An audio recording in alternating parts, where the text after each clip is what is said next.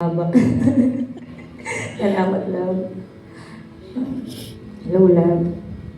Konting kwento lang din. Naalala ko pa noong magka-churchmate pa lang tayo, way back 2016, sa Iron Sample. Pinaka nakakatuwang alaala is yung palagi kaming late nila ate tuwing Sunday service.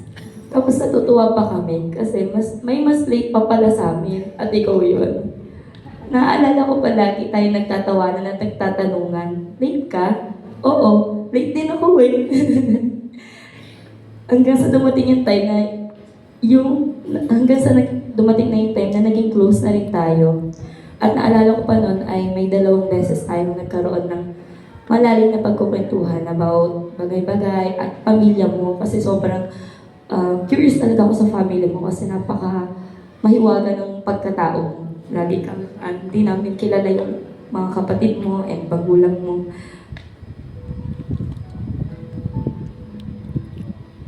Hanggang ngayon, lagi kong sinasabi sa'yo na sobrang humahanga talaga ako noon sa way mo mag-isip at magsalita.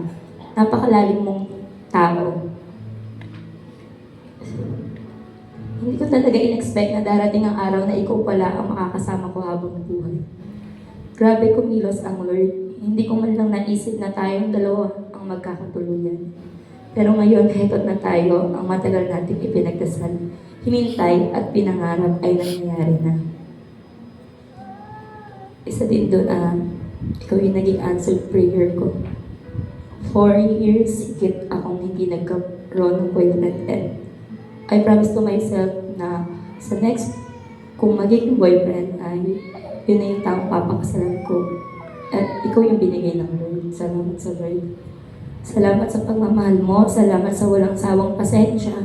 Lalo na sa mga panahong tinutopak ako palagi o hindi ako madaling intindihin. Salamat kasi kahit sa mga pagkakataong hindi ako madaling mahalin, pinipili mo pa rin ako. Pangako ko na aalagaan kita, aaskasuhin kita, ipagtitimpla ng kape, sasandukan ng pagkain at gagawin ko ang lahat para maging maayos at masaya ang buhay natin. Gusto kong maramdaman mo araw-araw kung gaano kita kamahal, hindi lang sa malalaking bagay kundi pati sa maliliit na paraan. At sa bawat panahon, sa saya man o sa lungkot, sa ginhawa man o sa hirap, sa kasaganaan man o kakapusan, sa kalusugan man o sa karamdaman, pipiliin kitang mahalin, unawain, at samahan. Magiging tapat ako sa iyo at haharapin natin ang lahat ng magkasama. Mahal na mahal kita, love. Maraming salamat sa pagpili sa akin. Excited na akong simulan ang habang buhay kasama ka.